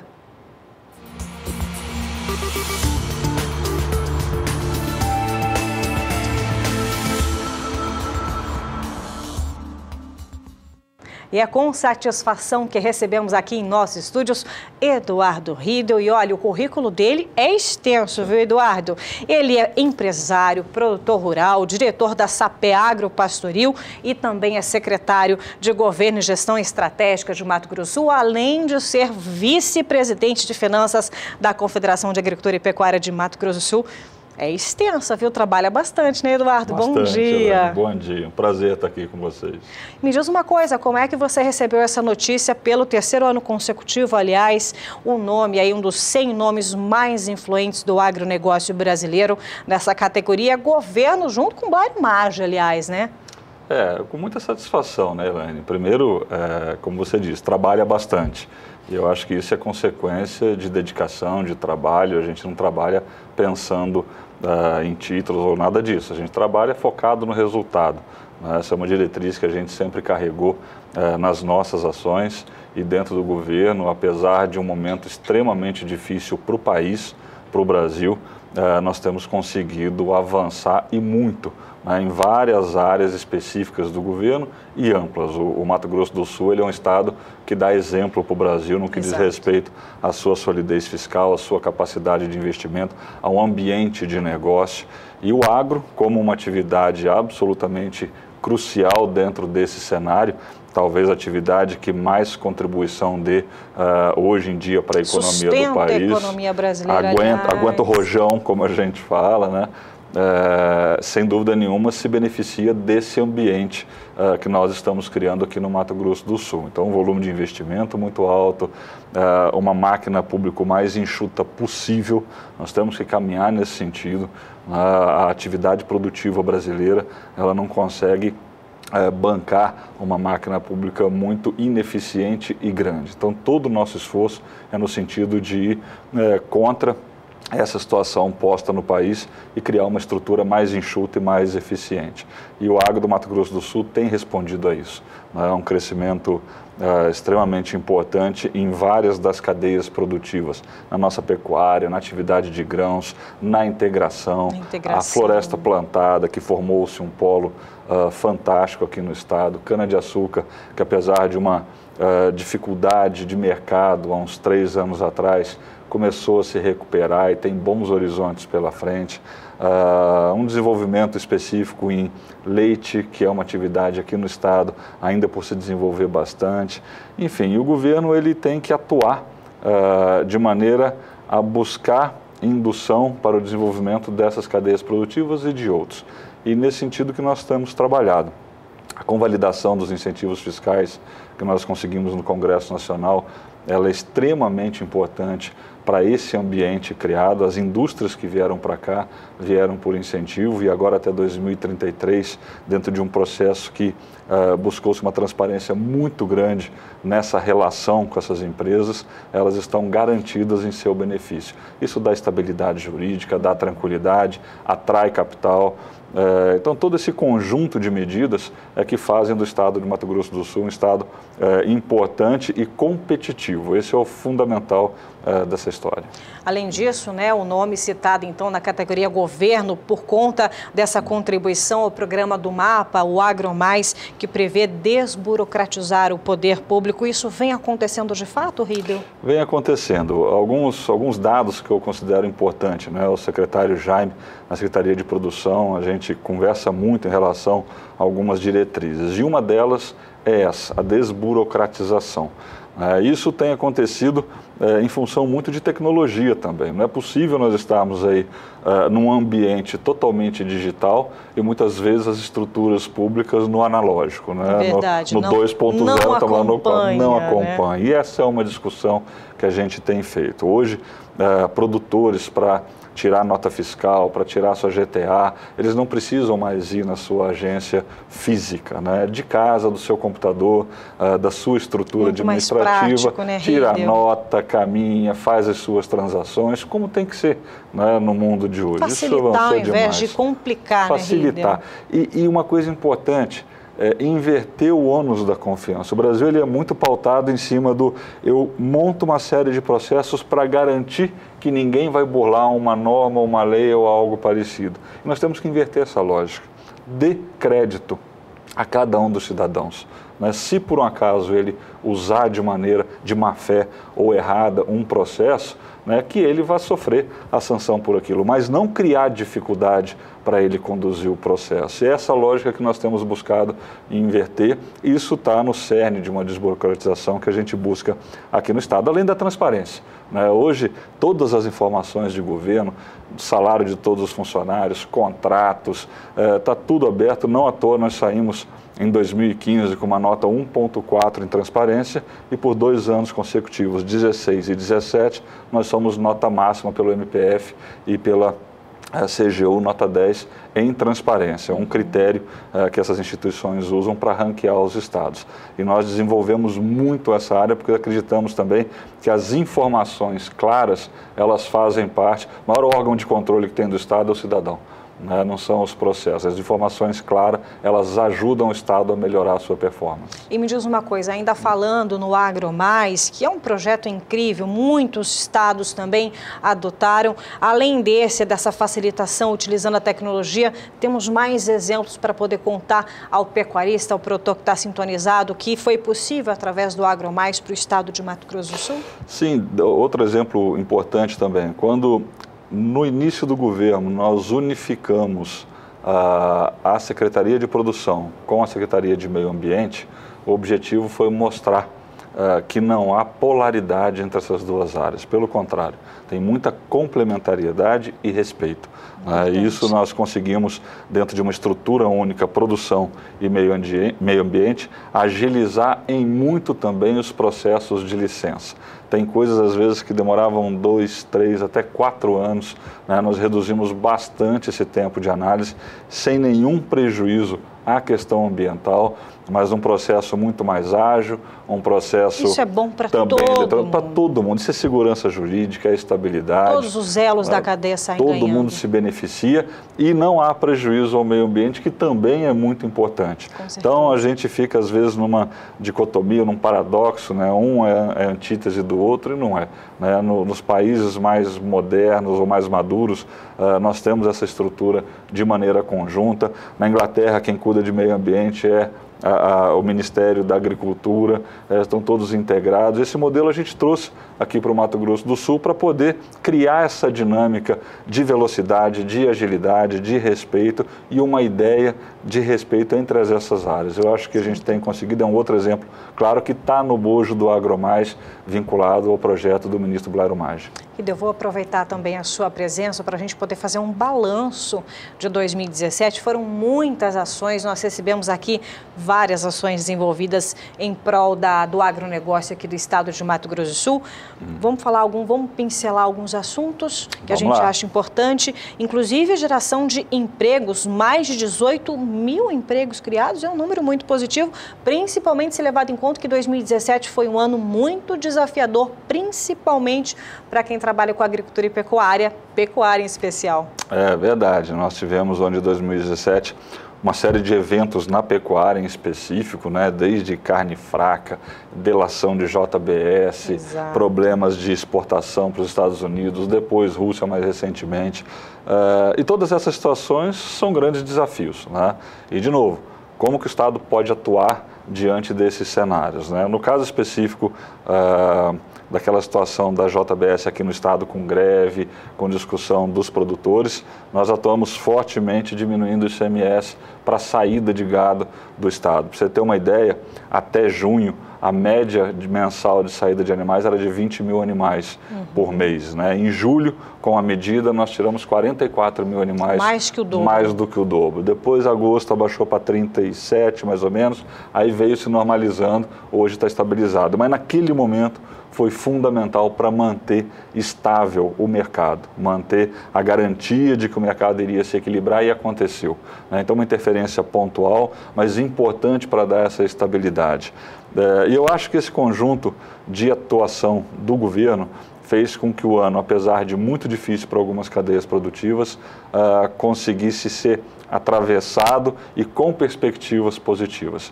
O Brasil, ele inicia uma retomada, nós temos boas perspectivas para 2018. Verdade. De retomada de crescimento, geração de emprego. Confiança. Confiança. Nós estamos começando a assistir nesse final de ano já esse ambiente mais positivo, os indicadores mostram isso também, consumo aumenta, o churrasquinho de final de ano fica garantido, né, para muito mais gente, a cervejinha. Isso é consumo, isso é um estado de espírito que move a economia, né? E nós estamos assistindo isso acontecer, apesar de um ambiente político muito ruim no Brasil como um todo, mas vamos caminhar para uma eleição e que o povo brasileiro tenha sabedoria para escolher aqueles que podem dar as melhores condições para o nosso desenvolvimento. É verdade. Fora isso, também o CARO, o Cadastro Ambiental Rural, 67% concluído. Positivo esse número? Positivo, positivo. Existe uma discussão hoje no Congresso Nacional em relação à prorrogação ou não do CARO. Ontem ainda falei com a deputada Tereza Cristina, o ministro Marum estará hoje aqui em Campo Grande discutindo o assunto também. E o que você traz de novo em relação a esse assunto? Vou aproveitar que está fresquinho. Não tem a definição, né? O Congresso, ele trabalhou, existe uma discussão hoje no governo federal, alguns atores do Congresso Nacional ligados ao setor de agronegócio trabalhando para fazer essa avaliação não por baixa adesão, até porque a adesão é muito boa, mas por questões técnicas que podem levar a essa prorrogação. Mas não há ainda nenhuma definição em relação a esse assunto. Também podemos destacar o rebanho bovino de 20 milhões de animais e a área de pastagem 16 milhões de hectares. O que o governo também tem feito em relação a esses números para a gente cada vez mais encabeçar bons resultados, Riedel? O nosso estado, além de um grande rebanho, é o terceiro maior abate do país aqui no Mato Grosso do Sul. O grande diferencial é a qualidade aqui para o estado, né? Nós acompanhamos de perto esse sistema de produção pecuária e realmente a qualidade do gado do Mato Grosso do Sul é extremamente boa. O governo, ele desde o início vem repensando alguns programas específicos que estavam defasados, desatualizados e com baixo uso de tecnologia no seu processo. Exato. De novo, a desburocratização e a evolução. Importante. E assim surgiu o novo Precoce MS. É um programa que chega... Muita gente duvidou, questionou, vai acabar, vai acontecer isso, mais do mesmo. É completamente distinto. Abateu dentro do programa mais de 316 mil cabeças esse ano, que iniciou em maio. O programa vai terminar com 85% de classificação, são mais de 270 mil cabeças e perto de 20 milhões de reais entregues ao produtor por qualidade, por animal que atendesse aquela especificação. E tudo isso feito dentro de um ambiente eletrônico, dentro de um ambiente digital, onde não há mais planilhas voando para lá e para cá e possibilidades de mau uso desse processo. Então, hoje a gente tem uma estrutura muito mais robusta para o Precoce MS e o programa continua e é um sucesso aqui no estado. Além do PD Agro, que é incentivo de produtividade de algumas culturas, como milho, por exemplo, feijão. Aliás, Mato Grosso é o quinto culturas. Maior produtor de grãos do Brasil. É o quinto maior de soja e o quarto maior, quinto de grãos, quinto maior de soja, quarto maior de milho. Esse ano nós atingimos quase 10 milhões de toneladas de milho, foram 9,7, se eu não me engano. Então o Mato Grosso do Sul, ele planta 75% da sua área de soja em milho safrinha, praticamente segunda safra. O estado dominou essa tecnologia e integra isso com a pecuária muito bem. Então, sem dúvida nenhuma, que é um exemplo de sustentabilidade para todo o Brasil. Para a gente poder encerrar essa entrevista, já estamos aqui nos últimos minutinhos, passa voando, né, Rio? Passa rápido. Você acabou de sentar aqui, já está acabando o nosso tempo. Existe luz no fim do túnel para 2018? Vamos falar principalmente para a pecuária. Eu acredito que sim, né? Conversando com os atores da cadeia produtiva, aqueles que fazem acontecer, os exportadores, o próprio Ministério da Agricultura, eu acredito que o mercado retoma uma força no mercado interno. E temos que lembrar sempre que mais de 80% da nossa produção fica no Brasil. Nós temos um mercado muito grande. Muito grande. E com essa retomada da economia, eu acredito que a gente consiga melhorar um pouco o nosso consumo. Isso tende a dar estabilidade de preço para os mercados originais. E a exportação continua avançando, né? Nós temos a ABIEC, o Camardelli é uma pessoa que trabalha muito bem com os frigoríficos exportadores, junto com o Ministério da Agricultura, agora também numa parceria com o CNA, buscando resultados para a pecuária brasileira. E eu acredito sim que a gente vai ter dias melhores em 2018 para a nossa pecuária. Olha, muito obrigada. Nós conversamos com o Eduardo Riedel, ele que é um dos 4 nomes dentre os 100 citados aqui com grande contribuição ao agronegócio brasileiro neste ano de 2017. Mato Grosso fazendo a lição de casa, aparecendo o cenário aí em todo o cenário brasileiro. Muito obrigado, viu? Parabéns pelo prêmio na categoria Governo. Muito obrigado, Elaine. Eu que agradeço. É sempre um prazer estar aqui com vocês. Um grande abraço. Falando em personalidade, eu vou até te convidar, nós fizemos aí um convite para várias pessoas ligadas ao agronegócio brasileiro que estiveram presentes conosco ao longo deste ano de 2017 para deixar uma mensagem otimista para o produtor, para o pecuarista e para toda a família, já com vistas para 2018. Aliás, Feliz Natal, um feliz ano novo para você, para toda a sua equipe, para a Jéssica, que está aqui também com a gente. Muito obrigada, Riedel. A gente vai ver a mensagem do Roberto Holanda, ele que é presidente da Biosul e também tem trabalhado bastante em prol do setor sucro-alcooleiro. Dá uma conferida e volto já já. É muito bom estar aqui no SBA para desejar boas festas para você. 2017 foi um ano muito importante. A gente começou a ter um horizonte diferente para a nossa atividade. Eu estou no setor sucroenergético, aqui no Mato Grosso do Sul, e acho que isso se reflete para todo mundo. Apesar de ser um ano onde a gente pôde começar a ter novos horizontes, a gente tem que ter o pé no chão para saber que ainda vivemos uma crise, ainda vivemos um tempo difícil. Mas foi um ano de muito trabalho e isso é muito positivo. A gente, acho que o agro como um todo deu o sangue e para a gente trabalhar para ter um 2018 melhor. É isso que eu espero. O nosso setor vive um momento de grande transformação depois de uma das maiores crises da nossa história e a gente espera que 2018 seja bom e que a gente continue aqui no SBA trazendo boa notícia para todo mundo. Portanto, boas festas, feliz ano novo e que venha em 2018 que estamos preparados.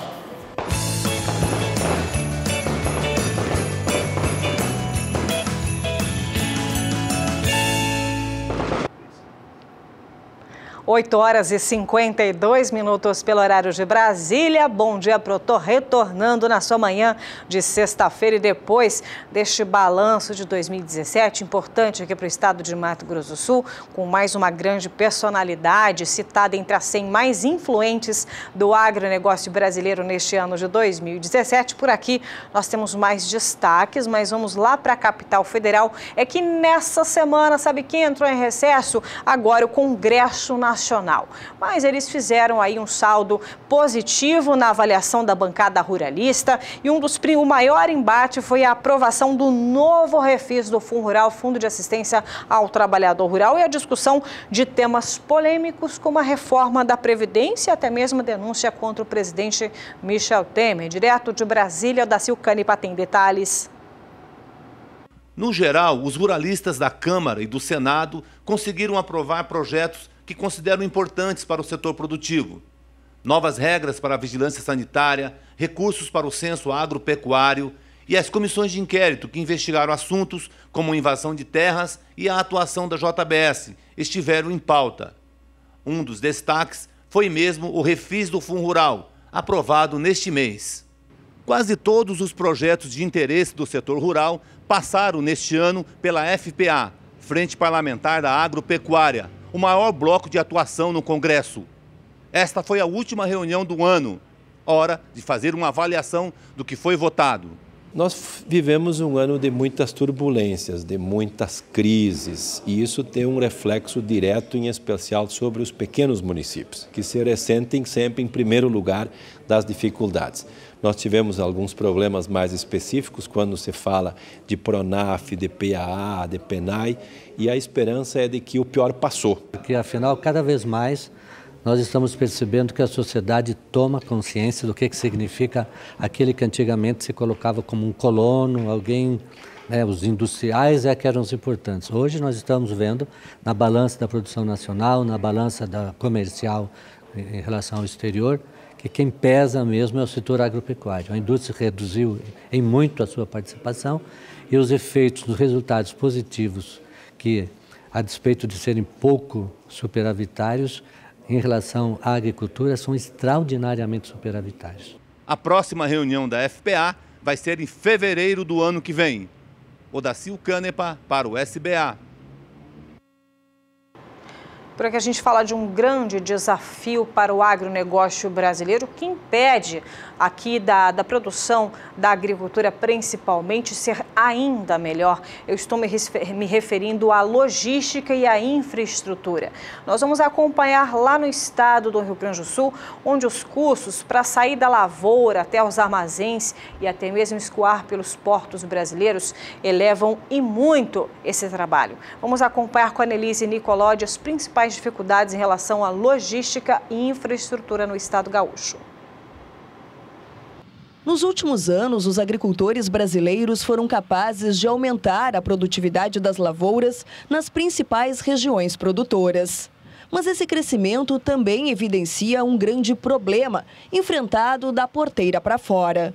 Os grãos que saem do campo percorrem um caminho de pedras para chegar até os principais portos exportadores. Hoje nós temos um custo de logística muito alto.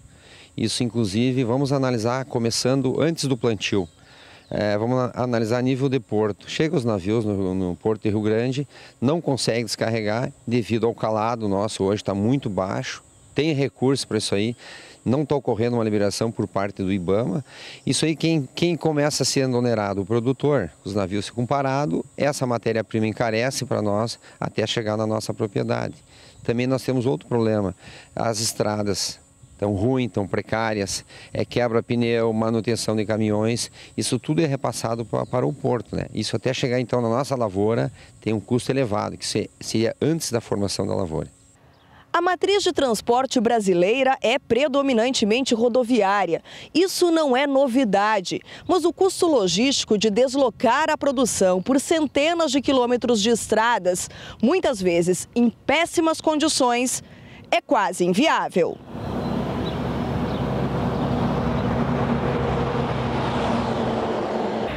A falta de estrutura logística do Rio Grande do Sul para o escoamento da safra atinge diretamente o bolso do produtor rural.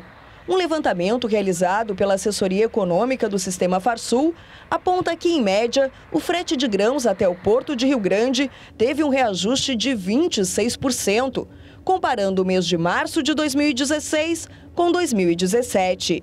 Foram considerados 4 municípios do Rio Grande do Sul: Cruz Alta, Passo Fundo, Santa Rosa e Santo Ângelo, que em média registravam um valor de R$ 63,25 por tonelada no ano passado. Neste ano, o valor chegou a R$ 80.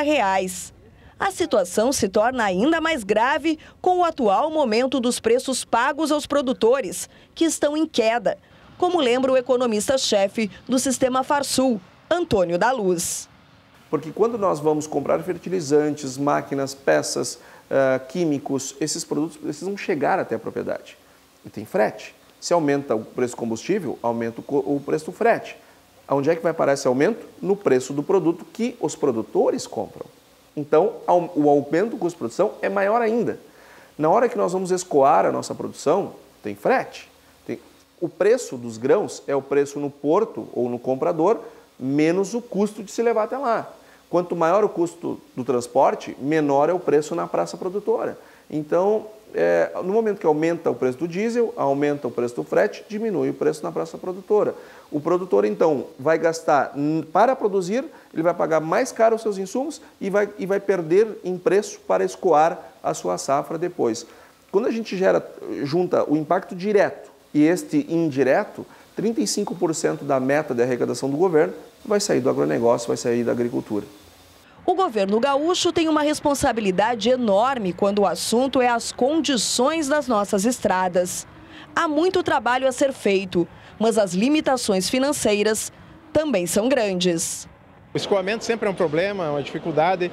A safra vem aumentando ano após ano e as formas de escoamento elas acabam não crescendo na mesma proporção e muitas vezes não estando em condições adequadas, né? E isso acaba prejudicando, aumenta o custo, mas o Estado tem feito um grande esforço dentro das limitações e das condições que o Estado apresenta. É um trabalho que deve ser continuado, né, que precisa ser ampliado, melhorado, e esse é o grande desafio que nós todos temos, enquanto poder público, né, de propiciar, né, de possibilitar essas melhores condições aí, tanto para o escoamento como também para a produção agropecuária do Estado.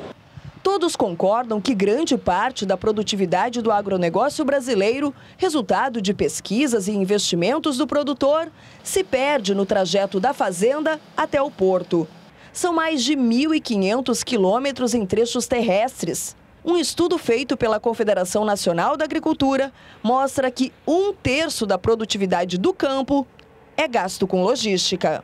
O governo deveria fazer parcerias com empresas de pedágio, essas que administram as rodovias, mas um custo acessível tanto ao usuário de automóveis como o transportador, ter um preço diferenciado. Porque se o governo não tem condições de fazer a manutenção da rodovia, ele abra essa manutenção a terceiros e faça pedágios, mas não com esses preços que estão sendo praticados hoje no Brasil. Eu acho que a curto prazo seria a solução. Os modais mais recomendados, como o ferroviário e o hidroviário, são pouco usados. O nosso maior problema é que as ferrovias estão muito ultrapassadas aqui no Brasil. A nossa bitola do trem é uma bitola estreita, ele desenvolve uma baixa velocidade, as locomotivas são muito antigas, os vagões são antigos, então ele tem uma velocidade muito lenta e demora praticamente uma semana para chegar a Rio Grande, o trem que sai aqui de Cruz Alta. Eles têm capacidade mais elevada, são menos poluentes e têm custos muito menores. Uma única embarcação transporta 5.000 toneladas, o suficiente para retirar 100 caminhões das estradas.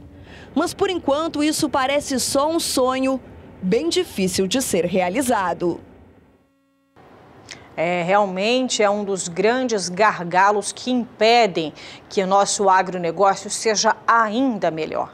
Vamos falar agora sobre a avicultura. Que tal saber a projeção para os próximos 10 anos, você que trabalha com essa atividade? Pois muito bem, a Fiesp, Federação das Indústrias do Estado de São Paulo, agora divulgou recentemente o Outlook 2027, que de acordo com a Fiesp, a expectativa é que dentro de 10 anos a avicultura brasileira estará produzindo um volume de carne de frango 22% superior ao previsto para este ano, enquanto a produção de ovos tende a um crescimento de 38%. De forma geral, a indústria do ovo mantém um potencial de crescimento maior que o da indústria do frango. Dessa forma, enquanto as exportações de carnes de frango podem se expandir a um ritmo anual de 2,7% e assim acumular uma expansão até o ano de 2027 de 31%, para as exportações de ovos é previsto um incremento de mais de 6% ao ano e uma evolução em 10 anos que chega a 80%. E também essa estimativa para a oferta também de ovo cresce a um ritmo maior que a carne de frango. E são esses detalhes apresentados pelo Outlook 2027 que, claro, você tem acesso aqui ao Bom Dia Produtor. Vamos aos números nesta manhã, vamos à demanda doméstica até 2027, portanto, temos aqui a demanda média ao ano para o ovo, que deve ter então entre 3,3% até 2027. 2027, configurando um crescimento de 38%, isso falando em demanda doméstica. Além disso, a média ao ano para carnes de frango deverá ser menor que ao ovo, 1,7% de crescimento, que até o ano de 2027, de acordo com esse estudo feito pela Outlook, a alta deverá ser de 18%. E também vamos ver agora, com isso torna-se ainda mais significativo o aumento do consumo per capita de ovos. Vamos ver então a previsão para o aumento. A população deverá consumir mais então os ovos. Ovos até 2017, a média então per capita é de 14,9 dúzias, menos de 180 unidades. Para 2027, veja que deverá ter um aumento então no consumo per capita ou por cabeça, 19,7% de dúzias ou 236, pouco mais de 236 unidades. Um incremento de 2,8% ao ano e que deve chegar até o ano de 2027, no incremento total de 32%. Já para o frango é previsto um aumento de apenas 11% no consumo per capita, pouco mais de 1% ao ano, o que mesmo assim equivale a um adicional de 4,7 quilos por pessoa. São esses os números, então, para que a gente possa acompanhar como é já visto a previsão para os próximos 10 anos para a avicultura, em especial em destaque para o ovo. Falando em avicultura, vamos conferir então o quilo do frango nas principais praças produtoras aqui do país.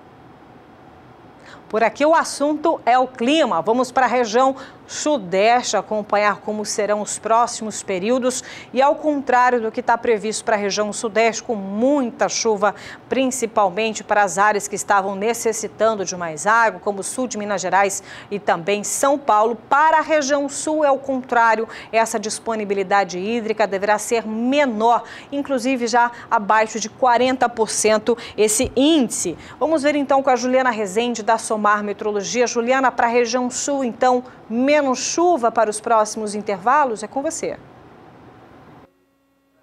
Os pecuaristas ainda podem ter um pouco de preocupação em relação ao crescimento dos pastos, especialmente no Rio Grande do Sul, porque a falta de chuvas vem diminuindo bastante a disponibilidade hídrica do solo, associado também às temperaturas que foram muito elevadas ao longo dos últimos dias. Agora, os índices de umidade do solo no sul do Brasil, especialmente no Rio Grande do Sul, já ficam em torno de 50% aqui nessas áreas em verde e no extremo sul gaúcho já baixa de 30%. Nos próximos 5 dias ainda não tem previsão de chuva forte no sul do país. Áreas de instabilidades apenas atuam aqui no estado do Paraná. E aí o acumulado também vai ser elevado. Vai ser uma chuva bem expressiva, podendo alcançar volume de água de até 70 milímetros em 5 dias. No Rio Grande do Sul, chuva muito fraca, especialmente nessas áreas mais secas do estado gaúcho. No decorrer da segunda semana, essa condição de instabilidades mais fortes no Paraná já perde intensidade. Os acumulados ainda no Paraná ficam um pouco menores, em torno de 30 milímetros. E no Rio Grande do Sul, a chuva fraca ainda segue persistente. No decorrer do terceiro período, na primeira semana do mês de janeiro de 2018, as instabilidades voltam a se espalhar um pouco mais pela região sul. Voltam a alcançar áreas do oeste até o norte gaúcho. Não vai ser uma chuva abrangente, as áreas da metade sul gaúcha ainda devem ficar com pancadas menos expressivas e também com menor volume. Mas mesmo assim, essa condição ainda do início do mês de janeiro de 2018 já se torna um pouco mais favorável do que durante os últimos períodos do mês de dezembro. Então as condições climáticas voltam a ficar um pouco mais satisfatórias para o crescimento dos pastos, especialmente na metade sul gaúcha, a partir da primeira semana do mês de janeiro, quando as instabilidades se tornam mais abrangentes no sul do Brasil e alcançam as áreas mais secas do Rio Grande do Sul. Daqui a pouco eu volto com mais previsão do tempo. Obrigada, Juliana Rezende, pelas informações. Por aqui, suinocultura na sua manhã de sexta-feira aqui com um Bom Dia Produtor. E olha, o preço do animal vivo caiu em praticamente todas as regiões pesquisadas pelo CPEA nos últimos dias. Mesmo com a procura pelo animal intensificada, a oferta ainda elevada segue impedindo o aumento nas cotações. Entre 13 a 20 de dezembro, na região compreendida entre Bragança Paulista, Campinas, Piracicaba, São Paulo e Sorocaba, o suíno teve uma queda de 0,8%, indo a R$ 3,85 o quilo na última quarta-feira, dia 20. Em relação aos cortes acompanhados pelo CPEA, a maioria dos produtos registrou quedas nos valores, apesar da demanda ter se aquecido levemente nos últimos dias. E são esses valores atualizados pelo CPEA que você acompanha nesta manhã. E está aí na tela do seu televisor, vamos acompanhar o indicador do suíno vivo feito pelo CPEA. O estado aqui, Minas Gerais, o valor de R$ 4,00, então, o preço do suíno vivo à vista. A variação no mês, portanto, até o último dia 21 de dezembro, chega a uma queda de 3,15%. Para o Paraná, o preço ainda menor, está abaixo de R$ 4,00 o quilo do suíno vivo, R$ 3,47. E a queda ainda para o acumulado desse mês de janeiro é ainda maior, chega a 6,47%. Rio Grande do Sul, menor ainda esse valor, está em R$ 3,36 o quilo do suíno vivo à vista e uma leve queda de 0,59%. Santa Catarina, R$ 3,38 o quilo do suíno vivo à vista, mas também a queda é de 2,87%. Também com uma queda bastante expressiva está o estado de São Paulo para o acumulado desse mês de dezembro, caindo em 5,19% e a média para o quilo do suíno vivo, na atualização feita pelo CPEA, chega a R$ 3,84. Veja agora também o preço da carcaça suína especial nesse próximo fundamento para que você também possa averiguar os últimos dias. Vamos começar lá embaixo. Dia 15 de dezembro estava R$ 6,16 o preço da carcaça suína especial. Para o dia 18, aumenta a 2 centavos, R$ 6,18. Volta a perder preço no dia 19. Para o dia 20, R$ 6,21. Já começa a esboçar um resultado mais positivo e ontem o fechamento apontado pelo CPEA tem também uma alta de 0,81%. Com isso está agora em R$ 6,26 o preço da carcaça suína especial. Com isso a valorização ao mês ainda detém uma queda que chega a 3,99%. Suinocultura, para que você possa ver também como vem sendo a média apontada pelo CPEA. Falando em valores, tem mais valores chegando aí no seu televisor.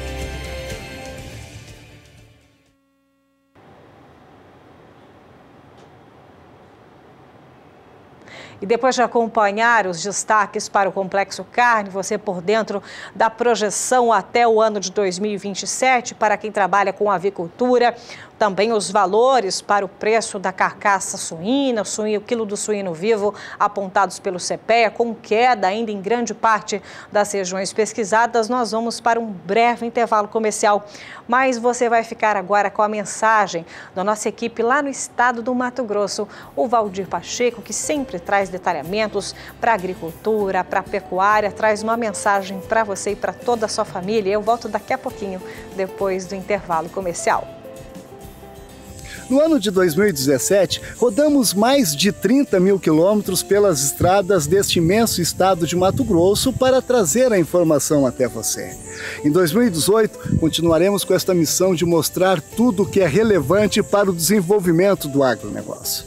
Desejamos a todos boas festas e um feliz 2018.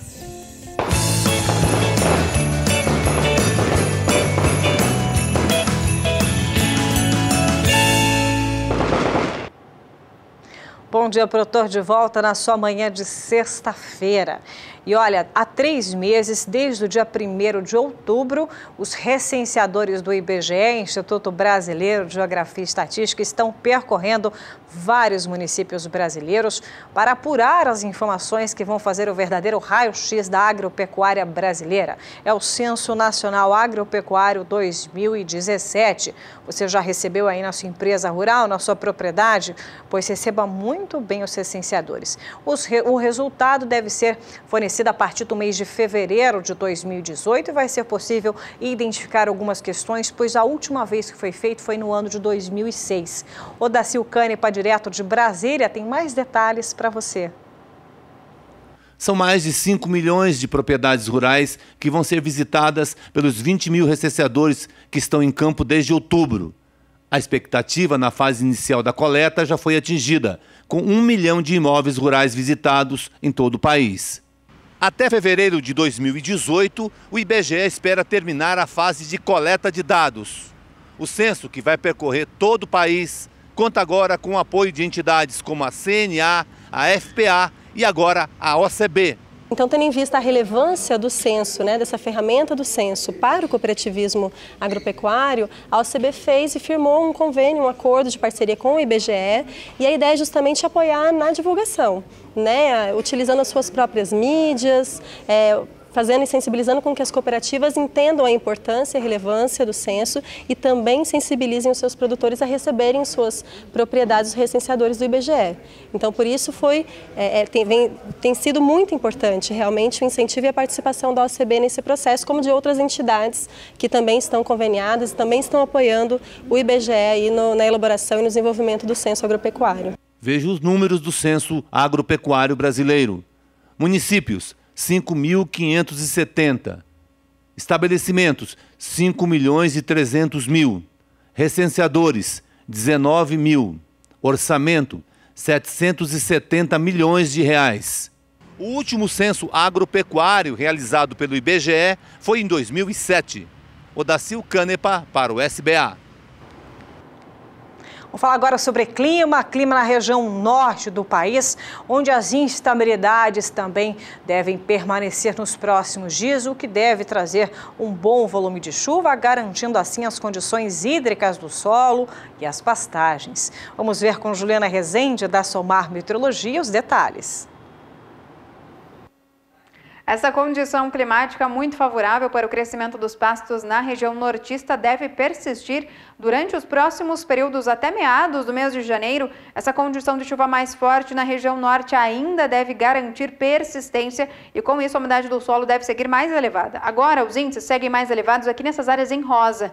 Acre, Amazonas, Rondônia, sul do Pará e até o Tocantins tem índices de umidade do solo que superam 90%. Em algumas áreas do Amazonas, tem níveis até de encharcamento do solo. Nos próximos 5 dias, tem previsão de chuva abrangente ainda na região norte. Dessa vez, o volume de chuva mais elevado fica concentrado na maior parte da região. Inclusive, o sul do Pará também deve receber, o norte do Amapá também e grande parte aqui também da faixa oeste. Então, segue tendo previsão de chuva abrangente e ainda com volume mais significativo na maior parte da região norte ao longo dos próximos 5 dias. No decorrer do segundo período, essas instabilidades migram agora para a faixa oeste. Então, toda a metade oeste da região norte é que recebe os maiores volumes de água, enquanto aqui entre o Amapá, Pará e Tocantins, chuva mais fraca e com menor volume. No decorrer do terceiro período, começo do mês de janeiro deve ser marcado ainda por instabilidades se espalhando um pouco mais pela região. Então, tanto a faixa mais a oeste como também o centro da região nortista seguem recebendo pancadas expressivas, especialmente para o crescimento dos pastos, porque essa chuva mantém a umidade do solo bastante elevada. Hoje encerro por aqui a minha participação. Até mais! Obrigada, viu, Juliana, pelas boas notícias, principalmente para os produtores que estão sintonizados lá da região norte. Muita água por aí, condição boa para o solo. Vamos falar agora de uma visita que recebemos aqui em nossos estúdios, aqui no canal do Boi, aqui em nossas instalações. Foi uma comitiva de chilenos que representam uma empresa que busca agora negócios bilaterais. Aproveitaram e conheceram também aqui, a nossa equipe esteve presente e Daniel de Paula vai trazer mais detalhes para você. O Chile está mais perto do Brasil. Uma visita de integrantes do Centro de Inteligência e Negócios Internacionais, uma empresa de pesquisa com sede na cidade portuária de Antofagasta e equivalente ao nosso Sebrae, esteve em Campo Grande para alinhar as ações que devem viabilizar a utilização de corredores modais que beneficiam os dois países no trânsito de mercadorias e serviços que movimentem as duas economias. O Mato Grosso do Sul é um dos 48 estados dos 6 países componentes da Zincosul, a zona de integração do centro-oeste da América do Sul, que tem ainda Chile, Argentina, Peru, Bolívia e Paraguai. A Associação Comercial de Campo Grande, com apoio da Prefeitura Municipal e do Governo do Estado, conduziu a comitiva andina por diversos compromissos que deram início às tratativas para futuros negócios em diversas áreas de produção e turismo. Conhecemos uma série de iniciativas públicas e privadas ligadas ao agronegócio, às plataformas logísticas e ao setor de comércio internacional nessa nossa missão. Para nós, ficou evidente que é grande o interesse da associação comercial com o nosso centro de inteligência de promover a internacionalização de pequenas e médias empresas dentro da Zincosul. A partir de agora, vamos elaborar os estudos que darão viabilidade dessas empresas de agregar valor aos seus produtos e serviços. Nós temos muitas oportunidades de fazer operações em ambos os sentidos, tanto no caso das exportações quanto na questão de importação também. É fantástico para a gente, agrega bastante na nossa matriz de operação, para o nosso município que é muito centrado no comércio e serviço.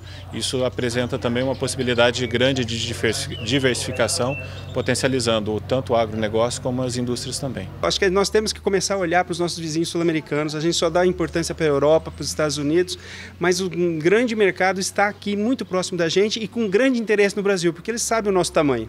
Nós temos um poder de consumo muito maior que eles às vezes não têm e eles querem atingir o nosso mercado. Só que nós temos os produtos que eles precisam, então a gente tem que fazer essa troca e todo mundo vai ganhar com isso. Nós estamos trabalhando basicamente com uma troca de mix, nós não queremos só levar ou só trazer, a gente quer fazer um cruzamento disso tudo e que todos ganhem. Todas as empresas que estão nesses países de pequeno, médio e grande porte consigam fazer negócios entre si. O primeiro passo para a execução de tantos planos de negócios já tem data marcada. Vai acontecer em julho de 2018, aqui no Terra Nova Eventos, durante a Campo Grande Expo, onde os chilenos terão um stand para mostrar um pedacinho do Chile aqui na capital sul-mato-grossense. A feira, lançada oficialmente em novembro, vai abrigar no centro de eventos estandes de diversas empresas multinacionais de todos os segmentos agropecuários, do Brasil e de outros países, que vão expor todo tipo de matéria-prima que aos chilenos também muito interessam.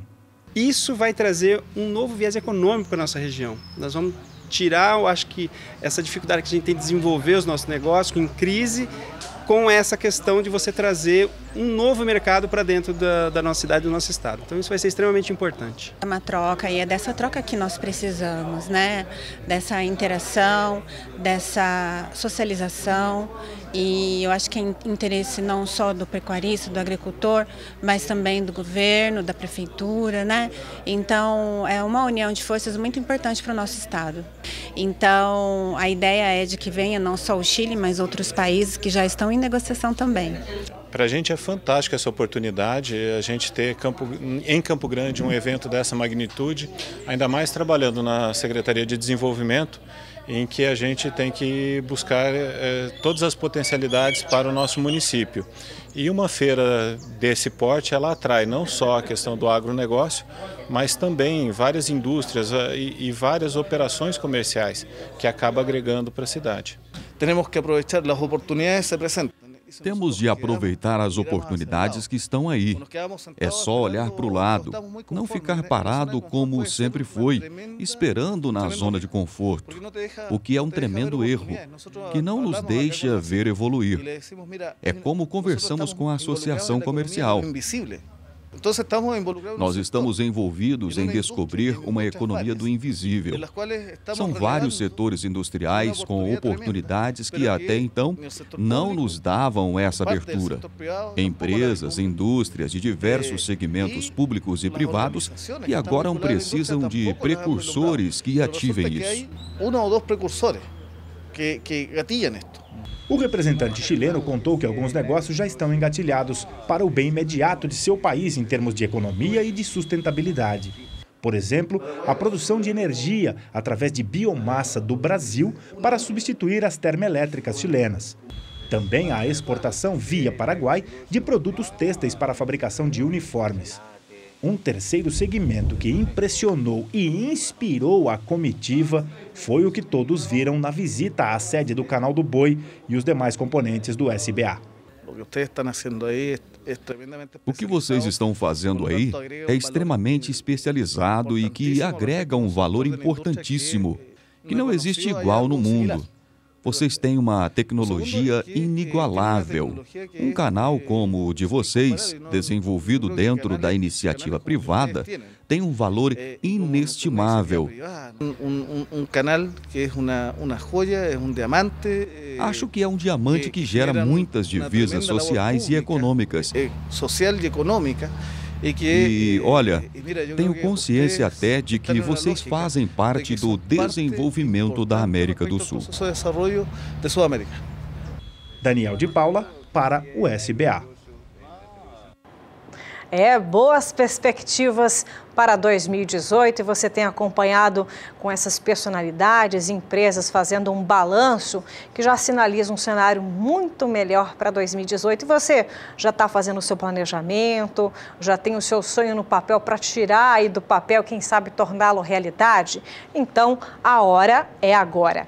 E eu lembro você que segunda-feira, dia 25, é Natal e tem um programa especial esperando por você, inclusive você vai ver como foi o show que teve aqui, reuniu grandes nomes da música, aí sertaneja, Chitãozinho Chororó, Bruno e Marrone, e a nossa equipe esteve lá, você vai conferir como foi este grande encontro de 4 monstros da música sertaneja, que certamente embalaram várias histórias de vida, vários casos de amor, não é mesmo? Então, segunda-feira você se prepara, programa especial aqui da nossa equipe, e você também aqui, assim que acabar a nossa programação, você pode ter acesso através do nosso canal YouTube, youtube.com/canal do Boi, e aí ver todas as informações, não só da edição, caso você tenha perdido alguma informação de hoje, seja da Fiesp, com essa perspectiva para os próximos 10 anos para a avicultura, os valores de referência também para essa semana, para quem trabalha com suíno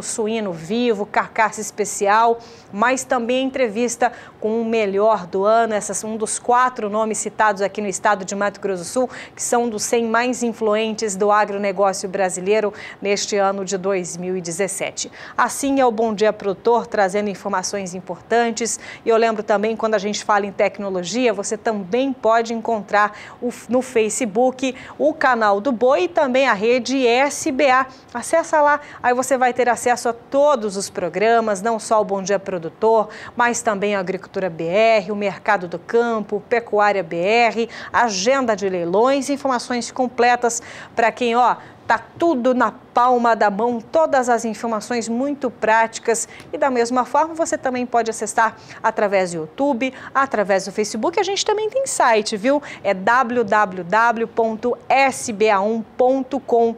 E nós vamos encerrando essa edição por aqui. Para você que está desde cedinho acompanhando, muito obrigada pela sua audiência. E eu lembro você, um ótimo final de semana, a família já chegando para ficar aí todo mundo juntinho, comemorar na segunda-feira. Mas bem cedinho, pode ligar aí o seu televisor que nós estaremos aqui esperando a sua presença. Você é muito importante para nós.